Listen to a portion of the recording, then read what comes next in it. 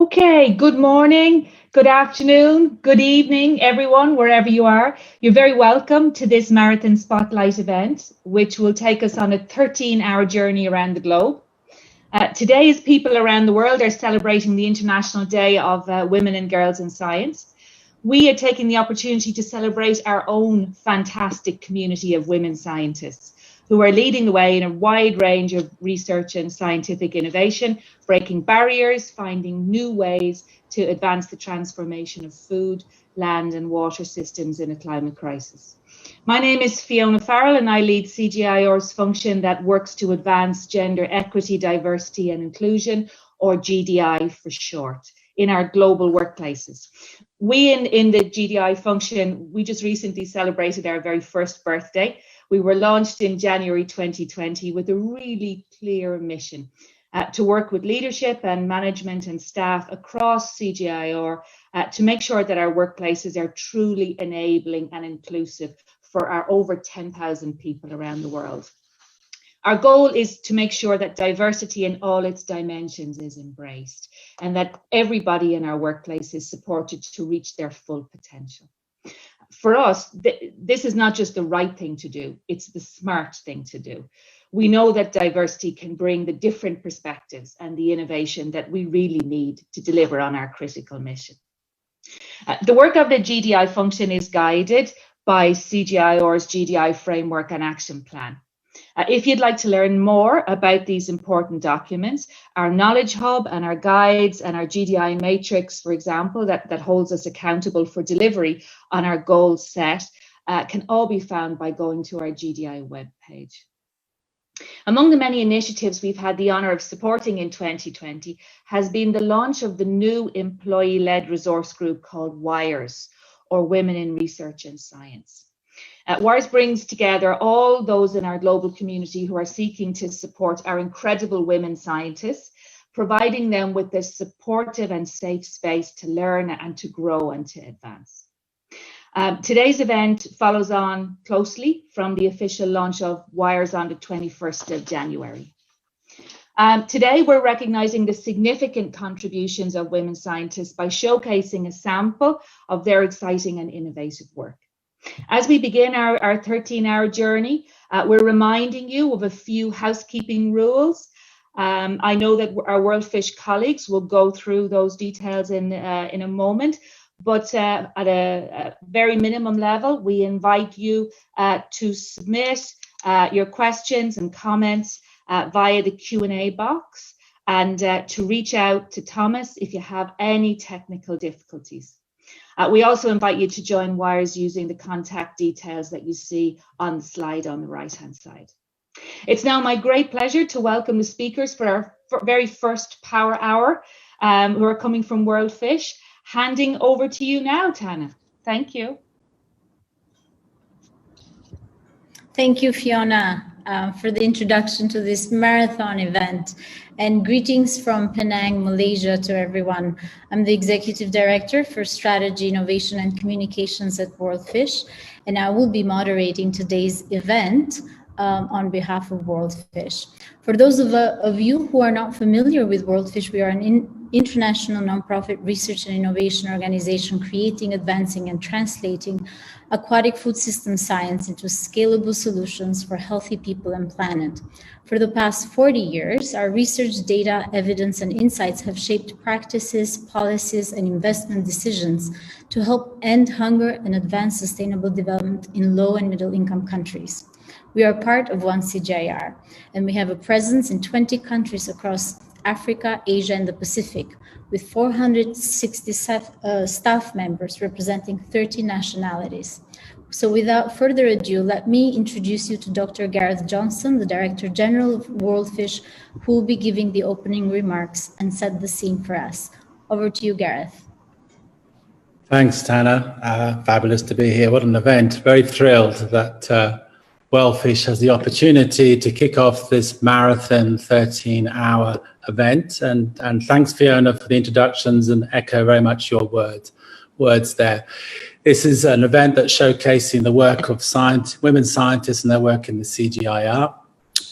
It's a fantastic way to recognize, celebrate to champion CGIAR women scientists and strengthen our connections through this amazing world's largest agriculture research and innovation network, and that's the CGIAR.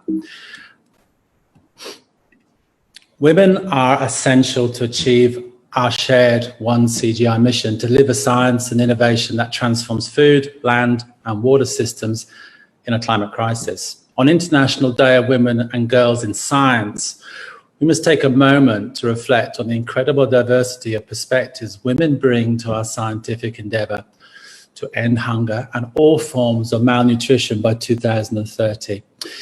In the face of the ongoing COVID-19 pandemic and also in a global climate crisis. However, while important for awareness raising, recognising and promoting the work of women in science, it can't be limited to just today. We can't just do this today. It must be lived every day. And despite making out more than half of the world's population, only 28% of researchers globally are women. This, in my view, is alarming in terms of how we can solve the complex challenges of our times, with many women still missing a seat in science, both in the field, practicing research, and at the decision-making table. We know that women working in the field of science, technology, engineering, and mathematics, known collectively as STEM, are poorly represented in leadership positions, publish less, and often receive less pay. Nearly equal numbers of men and women achieve bachelor's and master's degree in STEM-related topics, but we start to lose women in research careers from the PhD stage onwards through to the highest levels of management. And the quality and relevance of our science is quite simply paying for it. In my long career as both a research scientist and scientist in management, I've worked alongside both men and women in many different research teams. I've seen how science and innovation are enriched by the diverse ideas, perspectives, and experiences that women bring to the table. I've seen how the diverse teams approach challenges from different angles. Women's ideas, views, leadership style, and problem-solving approaches enrich scientific discourse and collaboration, and this produces better solutions, better decisions, and better results for both men and women.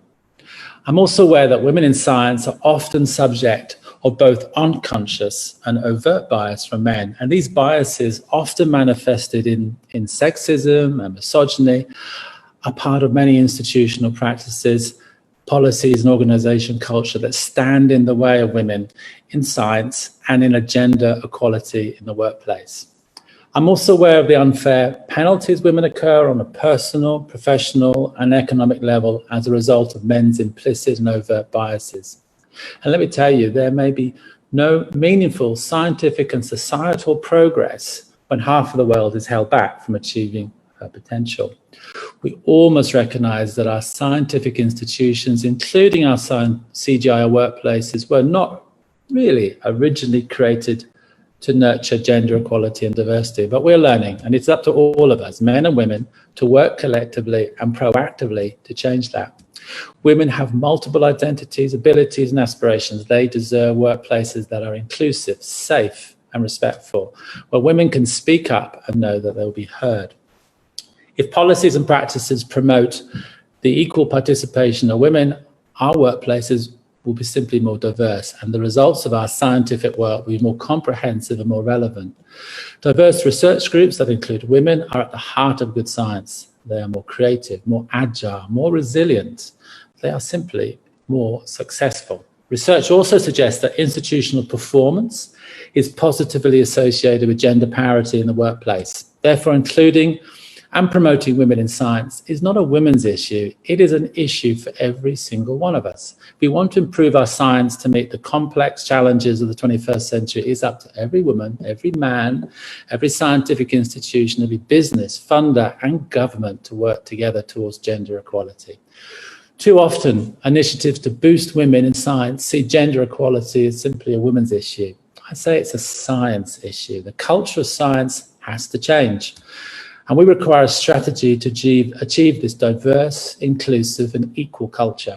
I encourage both men and women at all levels and areas to join the new employee resource group on women in research and science known as WIRES. WIRES members come from all across the CGIAR, united by the goal to promote the work and achievements of women in scientific research and innovation. Now, employee resource groups like WIRES help connect employees across the geographies, as we can see today with the marathon event, disciplines and structures, helping to make a workplace more inclusive.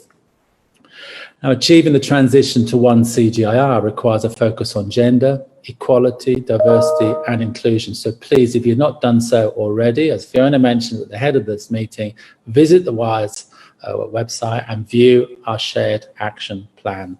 Moving towards meaningful equality requires an equal effort from both men and women. When it comes to CGIAR and its work, male colleagues must champion gender equality and diversity because it benefits science and sustainable development. Excuse me. Men must recognise and support and create opportunities for women in science from field to management level. They must encourage their female peers to apply for jobs, promotions, funding, and to share their ideas. To improve our science, we must achieve gender equality in the workplace. To achieve gender equality in the workplace, we need men alongside their female colleagues to step up and play a more proactive role in driving meaningful change. In 2018, when I took on the role of Director General at WorldFish, I had a personal goal to improve women's participation in science. With the executive team, we set up some measurable goals to improve gender, diversity and inclusion in our organisation. I'm really proud to say that we've achieved gender parity in our executive team, and women make up 60% of our science leaders and managers. Also, the number of women scientists across all our research and innovation work has increased to 42% of our research teams. There's still more to do. We have made a specific commitment to gender inclusion and diversity as a core part of our organisational transformation agenda laid out in our new WorldFish 2030, I think it's decided, research and innovation strategy. Gender, diversity and inclusion are more than just words to us. They are fundamental principles guiding how we build our teams, cultivate leaders and how we do our scientific work. We recognise it takes people with different ideas, talents, disciplines and backgrounds to make our work stand out. Women are an important part of this equation, a fundamental part. Now, COVID-19 has cost lives, it's sickened millions and thrust the global economy into recession, threatening progress made toward the Sustainable Development Agenda. And we need diversity of ideas and solutions, and we need them now. At WorldFish, we're committed to aquatic foods for healthy people and planet. Aquatic foods offer a life-changing opportunity to boost the nutrition and food security and livelihoods of women and men.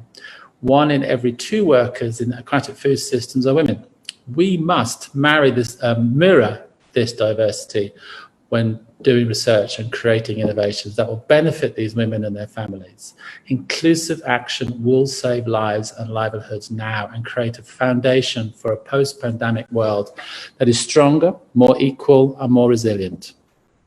Imagine where we'll be if women have the equal ability to study, to share their ideas, to lead at the same standard as men. Imagine where we'll be if we do not have to battle sexism and misogyny in the workplace, if women simply focus on science and innovation. It's up to all of us to champion women in science. And with that, Tana, I will pass back to you and let you introduce some of the WorldFish's greatest minds improving the world through research. Thank you. Many thanks, Gareth, for sharing these inspiring words and also a call to action today. I agree that making the workplace a fair level playing field for women means better outcomes for all. Gender equality in the scientific research and innovation organization is not only just the right thing to do, it's actually linked to a number of benefits at organizational and societal levels. There are numerous studies out there that show how workplace gender parity is associated with improved national productivity and economic growth, increased organizational performance, improved institutional reputation, and ability to attract talent and retain world-class researchers and employees. So when it comes to CGIAR and its work, male colleagues must champion gender equality and diversity because it benefits science and sustainable development for both men and women everywhere. So let us find out what I mean by this by hearing from our wonderful panel of trailblazing scientists at WorldFish who lead groundbreaking research and innovation work to leverage the power of aquatic food systems for healthy people and a sustainable planet, now and for the future. It is my honor and my privilege to introduce to you Dr. Shakuntala Thilsted, who's the global lead for nutrition and public health in aquatic food systems at WorldFish. She has over 25 years of experience in research in global food security and nutrition in low-income countries, and was recently appointed the Vice Chair for the Advancing Equitable Livelihoods Action Track in the run-up to the 2020 UN Food Systems Summit. She also represents WorldFish and CGIAR in the high-level panel of experts on food security and nutrition, and is also one of the global experts advising the High Panel for a Sustainable Ocean Economy. Welcome, Dr. Shakuntala. Thank you, Tana. And I'm happy to be here with all of you and also with all our colleagues from the CGIAR. Thanks, Shakuntala. Next up, we have Dr. Rose Besita, who is an aquaculture and fish geneticist scientist at WorldFish, who attained her PhD in aquaculture genetics from James Cook University with the Center for Sustainable Tropical Fisheries and Aquaculture. She's a global scientist currently based in Zambia with research experience in Africa, Asia, and Australia. Welcome, Dr. Rose. Thanks very much, Tana. I'm happy to be here this morning. Looking forward to the engagement. Thank you. Over to you, Tana. Joining us. And then next, we're going to Dr. Jillian Tutuo Wate, who's a research fellow on value chains and nutrition. Nutritionist by profession with extensive experience in public health research and nutrition-related policy interventions for the prevention of obesity and non-communicable diseases in the Pacific. She has led work around the assessment and monitoring of food environments in the Pacific, as well as social-cultural influences on dietary transitions in the region. Welcome, Dr. Jillian.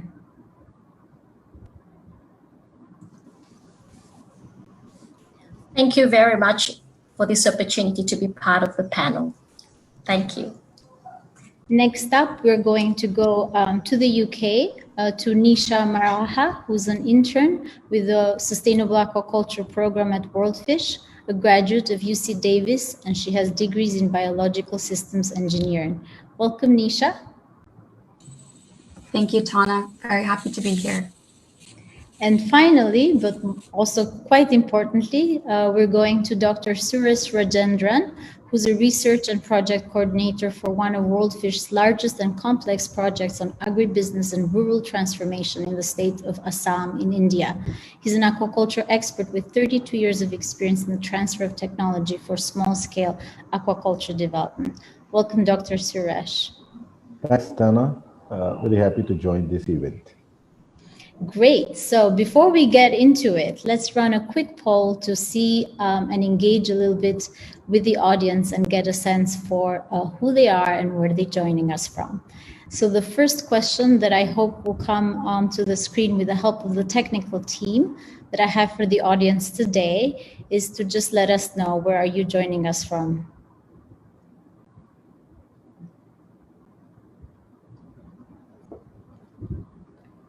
So we'll give you a couple of moments to fill out the questions. And then the second question, and also to see whether you were actually paying attention to the keynote speech of Dr. Johnstone, is to tell us, what do you think, what's the percentage of women researchers globally? Is it 73%, 14%, 28%, or 5%? So maybe like a few more seconds. I hope everybody's able to look at the screen and find the poll questions. So perhaps the technical support team can kind of reveal the answers. Okay, wow, that's very good. So I'm impressed that, you know, we've got also like a lot of people joining us from Africa. we're starting this sort of marathon CGIAR event on sort of the side of the world, which is in Asia. So obviously lots of people joining us from Asia and the Pacific, and hope that, you know, more people from Europe and the Americas will be able to hopefully see the recording of this.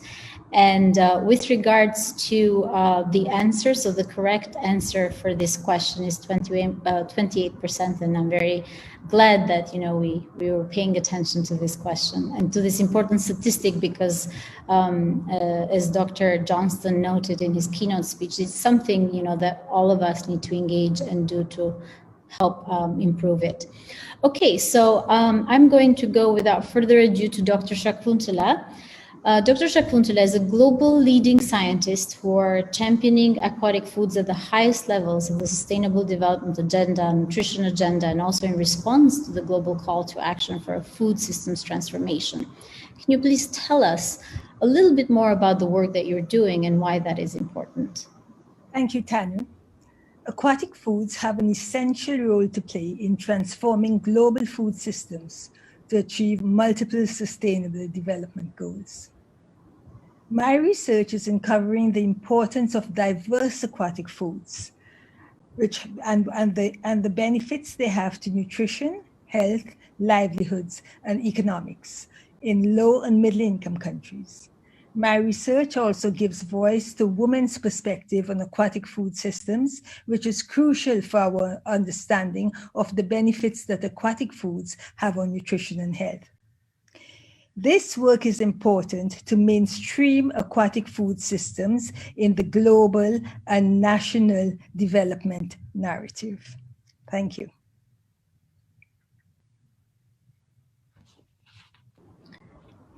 As a senior woman in a sort of career that sort of spans several decades, would you think that there has been progress to include women in science? Very much so, Tana. And if I can give from my own experience, when I started with research in fish in Bangladesh many years ago, I was at the University of Copenhagen. And when I would come to Bangladesh and work in the fields, I would be working with those who work with producing fish. And very often I would be the only female in the field with many men.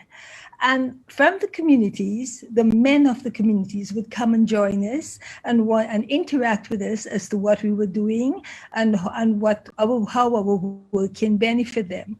Now, when I go to the field, I'm not the only female. There are many other female scientists, researchers, field assistants with me. And what's very nice that I really enjoy is that the women and the girls of the communities, they come and join us and they ask questions as to what we are doing, why we are here, how did we get here? And even some girls say, oh, I would like to do this when I grow up. What should I do? So that's very interesting. It's interesting what you say, because I think that touches upon an experience that is quite common to women, not just in science, but I think in many sort of other organizations. And really my hope and aspiration is that, you know, women will no longer remark on the fact that they're the only ones in the room. So thanks for sharing that with us.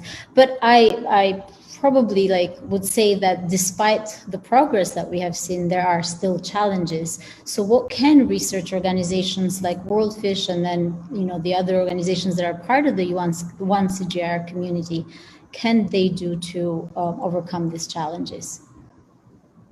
Well, firstly, we must recognize that even today, in most societies and organizations, also the CGIAR, men largely occupy the seats of power. And that means that men control both human and financial resources.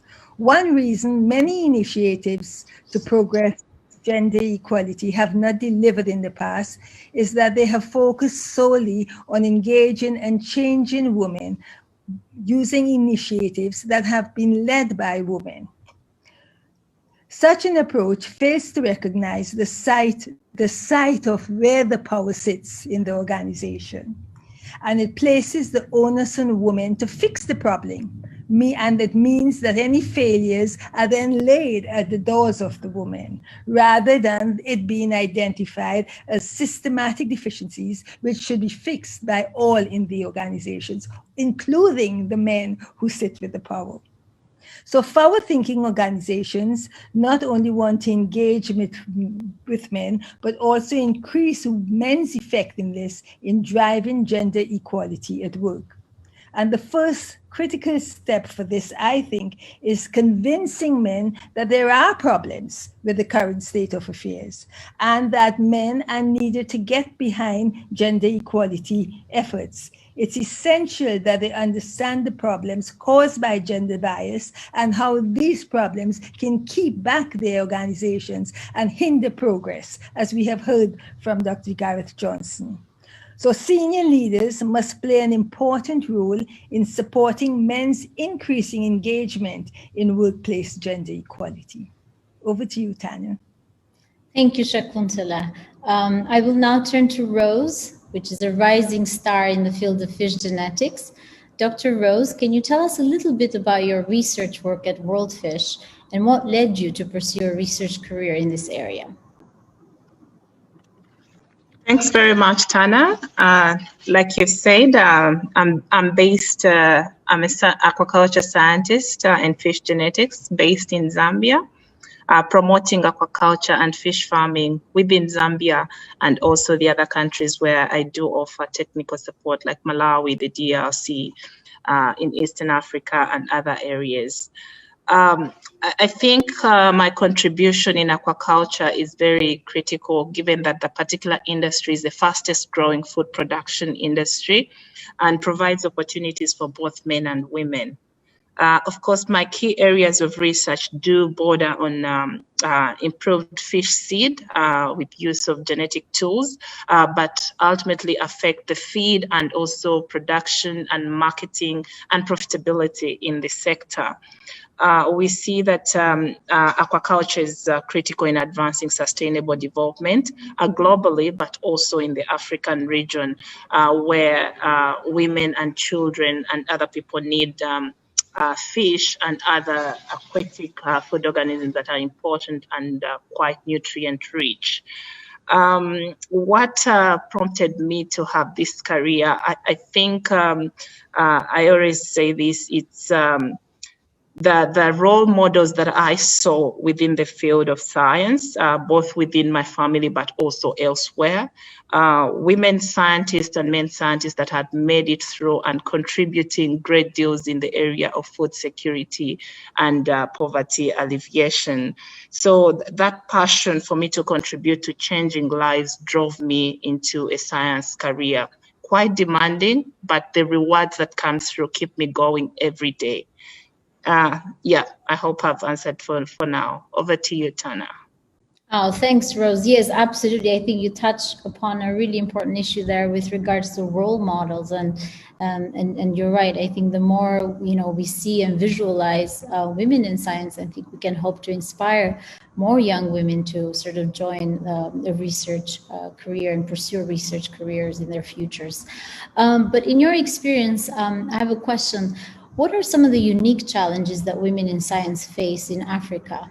And in your experience, what has been that one thing that's been absolutely critical to your success as a woman in science so far? Yeah, I think having also sort of a global exposure, the challenges to women scientists in Africa are also experienced elsewhere. But we also need to recognize that Africa has gone a long way in having high numbers of women scientists in the STEM. I think it's about 30% of workers in STEM are women, compared to, for example, a lower percentage of about 19% in West and Southern Asia. I think governments and high institutions have played a big role in providing an enabling environment, and there is still more that is desired to see that women are given that environment to provide their role and contribution to the continuity of science, particularly in agricultural production. For me, what has really pushed me in science is confronting domestic expectations among women, having a supportive family. I look at my family not as a hindrance to science, but it's been supportive and pushing my career forward, my husband and now the children as well. But as I mentioned earlier, having supportive supervisors, I've had male supervisors, and somehow they fostered me as an individual and pushed me and not discriminated. And again, that brings up the point where it's both men and women that need to bring forward this diversity and continuity and sustainability of women in science. I also mentioned about women role models that are globally highlighted, both with families and without families. So balancing those two for me has caused me to see a future within science. I think over to you, Tana. It's been a range of things, and I think I've just highlighted a few that have pushed me in this very demanding career, but then rewarding to see the results thereof. Thanks very much, Tana. Over to you. Thank you, Rose. Indeed, I think the range of issues that you've touched upon are quite complex. And I think in terms of the complexity of also the interventions that are required to sort of promote women in science and also gender equality in society, from structural kind of interventions with regards to the role that governments and institutions play, but also, you know, at a personal level, the support that we need from our families and husbands and partners and children and so forth, maybe even also women to women sort of networks, to also the role of male champions in terms of really promoting and mentoring and supporting women in the workplace so that they can reach the highest peaks of their career. So thanks for kind of really capturing that complexity in your response, Rose. I will now turn to Jillian Tutuo, who's the Value Chains and Nutrition Research Fellow with WorldFish in the Pacific. So Dr. Jillian, many people, especially women and young children, are suffering from malnutrition and poor health across island communities in the Pacific. Can you tell us a little bit more about your work and how it is contributing to healthier and sustainable diets for people and the planet?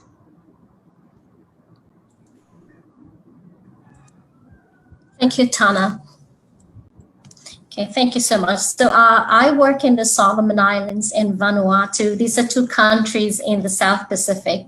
I'm pretty much involved in researching the role of fish in healthy diets and how to increase the availability, accessibility, and consumption of nutrient-rich fish by communities, with particular emphasis on women and children in the first 1,000 days of life. My work complements other work in our center to scale innovations in fisheries to improve the production. I would say that the nutrition, we are engaging in the nutrition sensitive approaches in fishery to do our work here, to see the positive impacts on dietary changes for these women and children. So as we all know, that the nutrition sensitive approach are basically those approaches that addresses basic determinants sort of enabling environment to malnutrition, as well as underlying determinants, including food security, food safety nets, gender empowerment, and also immediate causes of malnutrition like nutrient intake, which is the case. We're trying to promote the consumption of fish, aquatic foods, I would say, to ensure that micronutrients such as nutrients such as iron, zinc, and calcium are available in the diets of those in the first 1,000 days of life.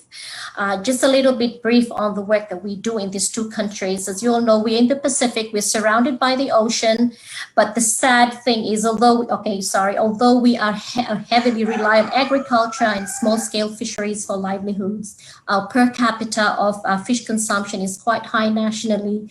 Our malnutrition rates are also very high. And there are vulnerable groups like the pregnant, lactating women and young children are not consuming aquatic foods.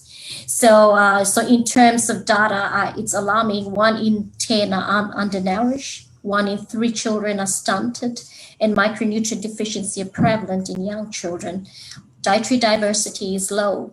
So our focus in this nutrition sensitive approach in fishery is trying to increase this increasing dietary diversity at the same time improving nutrient adequacy, and at the outcome is nutrition status. But not only that, at the same time sustainably managing the use of aquatic foods. So with that, we are pretty much conducting researches around the role of fish and understanding what are the constraints, the opportunities that helps that should be helping us to solve this problem. And this research pretty much comes up with helped us to identify targeted interventions such as behavior change materials, films, training of trainers for women and men. We both include both gender, and focusing on fish and how we could promote the use of that. And throughout the whole process, we are involving both gender, and I think that's the key role in our work here in the Pacific throughout the whole process, so that we could reap the positive outcome in terms of our work here. Thank you, Tana. Back to you. Thanks, Jillian. I'm pretty sure that your work on nutrition-sensitive approaches and value chains and sort of the focus on women and children in the Pacific would be of great interest to other scientists who are looking and exploring similar issues of critical importance in other regions of the globe, such as Asia, Africa, or Latin America. So my question to you is, how do you stay connected with your peers, both women and men in science, but also science and policy networks that are absolutely critical to your career as a researcher? And is it harder or easier now that we are all being forced to live in this new context of virtual life and work that's been forced on us from the COVID-19 pandemic? Mm-hmm. Well, being from the Pacific, sort of isolated a bit from the rest of the world, that's really clear. But I think at a personal level, I think keeping connected through my work, interacting with others across the centers and headquarters, at sometimes, although it's challenging, as at a personal level, it is important to, stay in contact. If it means writing an email, updating your mentors, this is important. And also having a strong team around you here at the regional office is strong, and I'm appreciated. I do have a strong team here at the region and across other centers as well. The other thing is to engage with stakeholders. It's very important. I think that's vital to the success of most of our activities and the communities that we work with. The other thing at a personal level is to be visible. So visible in terms of your work. And I think this opportunity gives that visibility of the work in the Pacific that we do, and sharing with other ladies, women out there, emerging women scientists. It's something that I think it's really helpful. To connect with other women who work in other regional offices, I feel that it's important to provide opportunities for women. If being mentored by a senior mentor or mentoring younger women, so give the opportunity to women to do that, and keep the network going. There's a lot of network going on with our organization, and it's better to keep it going with a clear intent, a common area of engagement, and showing passion with what we do, and the connection and the networking that we do. And I think last and not the least, there's quite a lot, but just to mention a few here, is to have a strong lead and driver to drive our initiative and network across the centers in the regions. Thank you, Tana.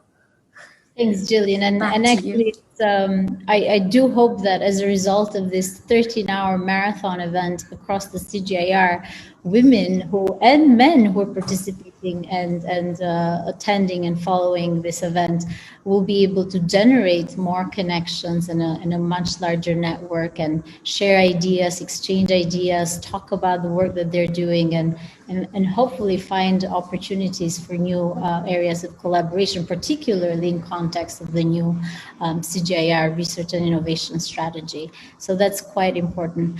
And speaking of mentoring young women and also connecting to people far and wide, I'm going to go now to the United Kingdom, where Nisha is one of our interns at WorldFish. She's working alongside several of our senior scientists and partners in the private sector, exploring a new food frontier that is associated with alternative foods developed from innovative cell and plant-based technologies. So welcome, Nisha.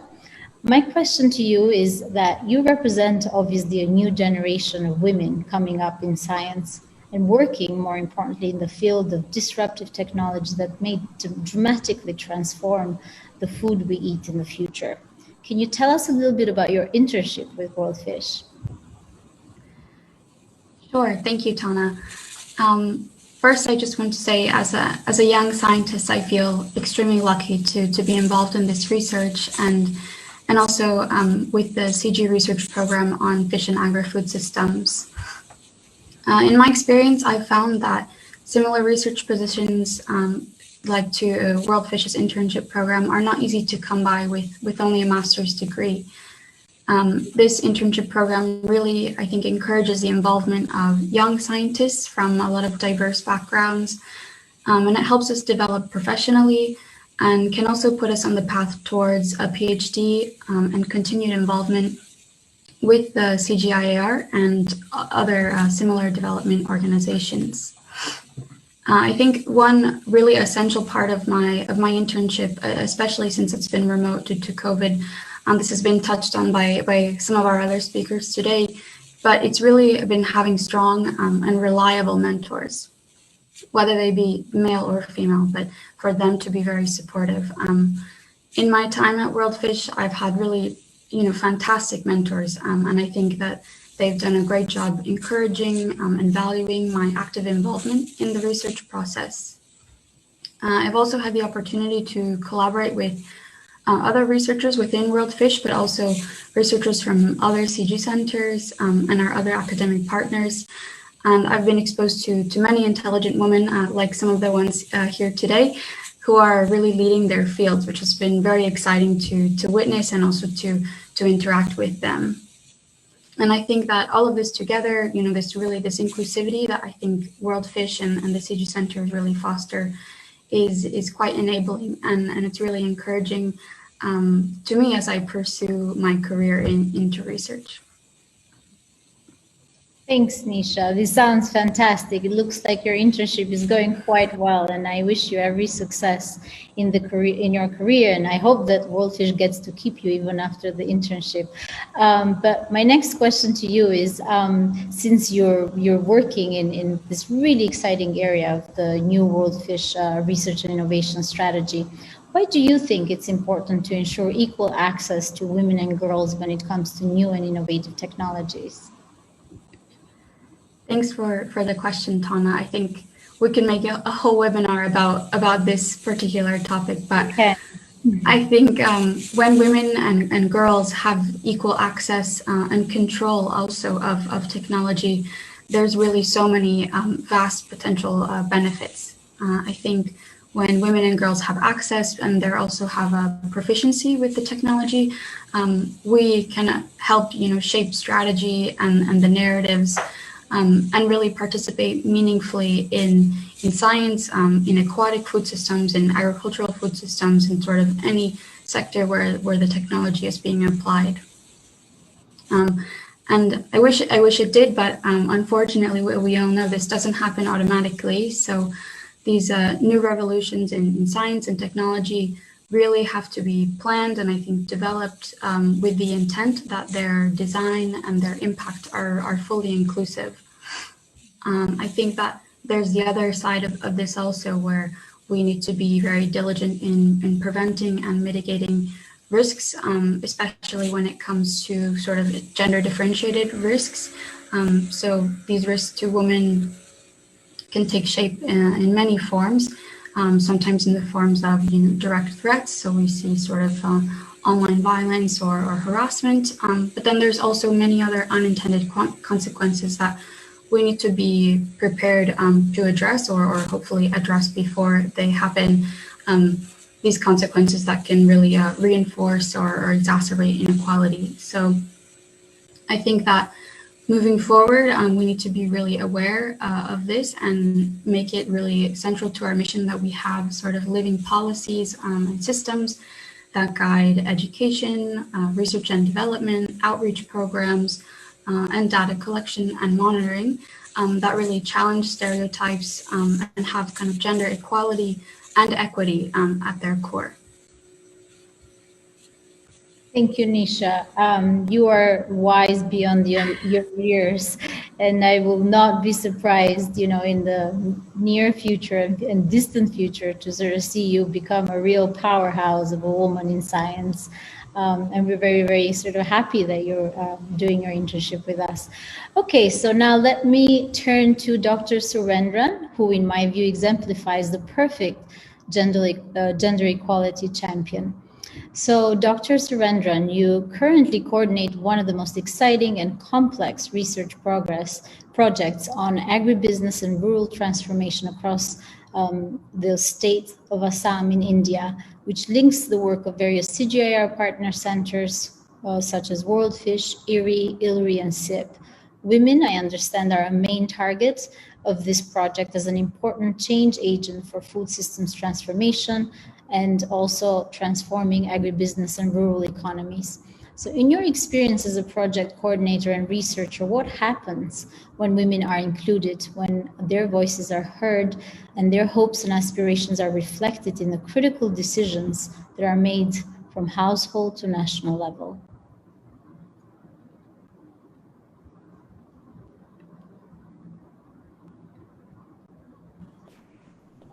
Thanks, Tana. In India, rural development programs we do in agriculture and allied sectors focus the role and involvement of more and more women to participate and benefit. Even as you see in the World Bank funded POT project in Assam, which I am currently engaged along with the CG centers like IRRI, ILRI, and the CIP, we have a target to include around 30% participation of women in all our activities. But in fisheries, if you see, it is mostly a male-dominated profession for a long time. Women, actually, they were involved mostly in post-harvesting as well as in marketing activities to a certain level. But in the recent aquatic food production system transformation, the shift from the fishing activities to aquaculture is now providing enormous opportunities for engaging women. So over a period, I could see more and more women participating in almost all the activities related to aquaculture, in production, in marketing, in processing, and making their voices heard. They're also in most of these producer organizations, in the FPOs, farmer producer companies. Now we see their representation is there. Even in the open water fisheries, what we are doing is we are seeing that in the field development committees that are formed to manage the activities, both technical and governance. We see that more women are participating. So over a period, we see more and more women are participating in most of the rural development activities in India.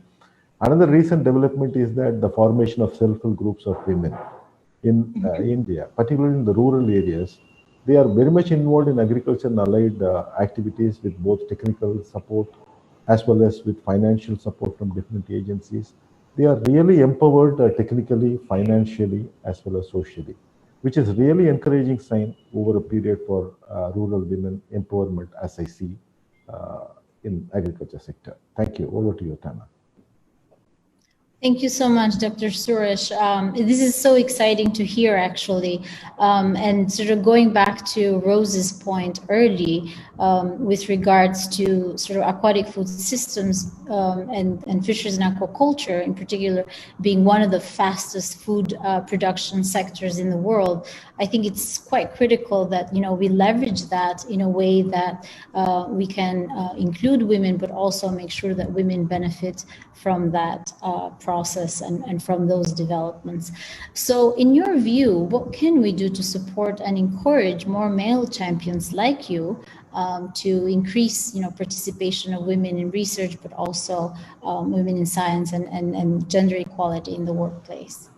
Yeah, I basically think that diverse and inclusive campaigns aimed specifically at men in order to educate, support, and male champions of gender equality in science and in the workplace initiatives are very, very critical. So I can give certain examples. Reverse mentoring is one.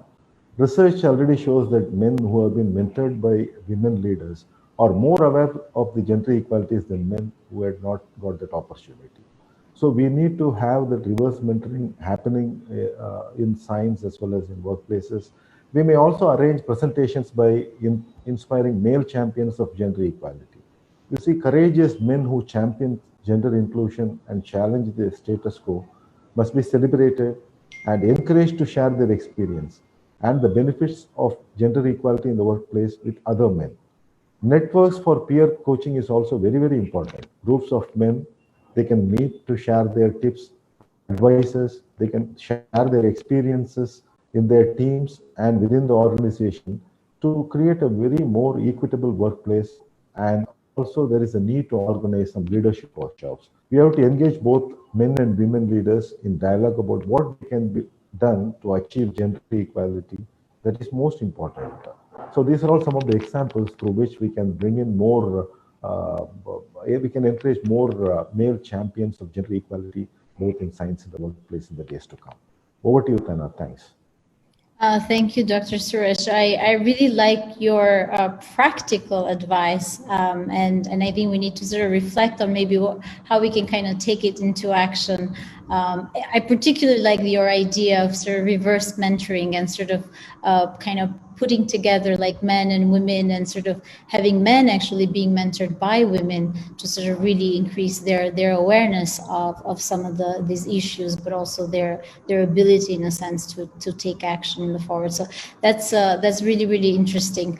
I'm aware that we are sort of running out of time for our session today. So we have only a few minutes. So I'm going to head over to sort of look at our questions and answers box. There's quite a few questions that are being posed. Unfortunately, we're not going to be able to take them all today. But maybe I can sort of pick up a couple very quickly to sort of see who may want to take those from our panel or even from the DG. So I think just to tie it into what Suresh was talking about, I'm going to go to this question from Sajida, who's a gender specialist at WorldFish Bangladesh project. Her question is, how can we reward and appreciate positive male champions to support and promote females in being successful in the scientific field? So I think we already heard from our panelists quite a few ideas, but perhaps if there is somebody that wants to offer another perspective or add to what we've already heard here.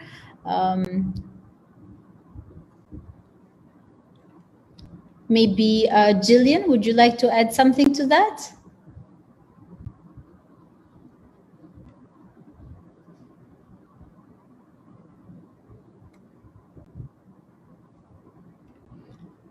Jillian, can you hear us? Okay, I think maybe I'll go over to Shakuntala. Thank you, Tana. Well, if I talk from my own experience with WorldFish, I do think I see an openness of our male leaders wanting to include women and being vocal about it, and being vocal about it in groups with other males and with also women in the organization. However, I do think we can do more about this and give more space to have these conversations and give more space to discuss the issues, to suggest the solutions, and then to follow up. If we come up with great ideas about solutions as a diverse team, then how do we make sure that they are put into place and that there's some follow-up to see what we are achieving with these? Very often we leave the room saying, oh, fantastic idea, and nothing happens. Yes, so that follow-up is absolutely critical and important. Okay, I think we have time for one more question. So maybe this can go to either Rose or to Suresh. What could be responsible, says Emmanuel Alamu, for the low participation of women in fisheries business? So maybe perhaps Suresh, can you share your ideas with us? As I was discussing, Tana, this very interesting question that everywhere that we find low participation of women, mainly as you see, historically, fishing was a male-dominated profession. That's what I was telling. So the hard work that they have to do in fishing restricted the participation of more women into fishing as an activity. But later, they were mostly engaged post-harvesting activities only in many places. But slowly now when aquaculture is happening, just like agriculture, which is taken up by many women, there is always a possibility that we are encouraging more women to participate, and that is happening world over. So we need to build the capacity of women, build the confidence of women that aquaculture is no more different from agriculture. It is farming on land, it is farming on water, it is just chest deep or 5 feet of water. Whatever men can do in aquaculture can be done by women. So that needs confidence, and we need to show real model wherein women are able to perform most of their aquaculture activities, not only engaging themselves in the post-harvesting operations and marketing activities. They should also enter into production activities. We have demonstrated in many places, and really it is going to bring a huge change in the days to come. Seeing is believing. Seeing many women involved in aquaculture will change the scenario in the days to come. Thank you. It's very nice. Thank you, Suresh. And maybe just very quickly over to Rose. Are there any ideas that you'd like to share with us on that same question as to what do we think inhibit women's participation in fisheries and aquaculture, for that matter, and in aquatic food systems in general, from your experience? I think from my experience, like Shiraj has said, that it's that initial stereotype of male dominance. But I think sensitization and getting to know the needs of women in these particular sectors is very important.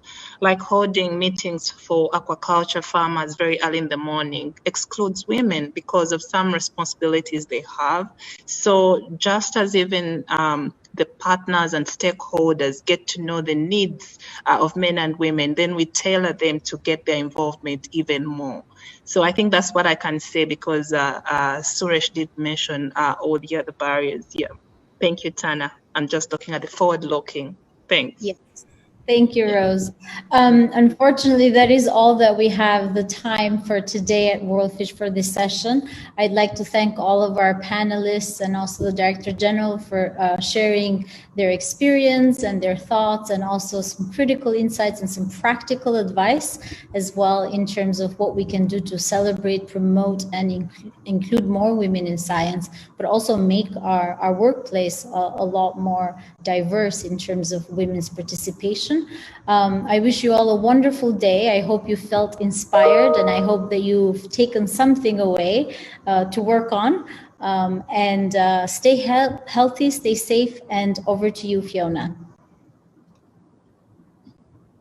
Brilliant. Thank you so much, Tana. Thank you, Gareth and Shakuntala and Rose, Jillian, Nisha, Suresh. It was a really enjoyable and very enlightening session.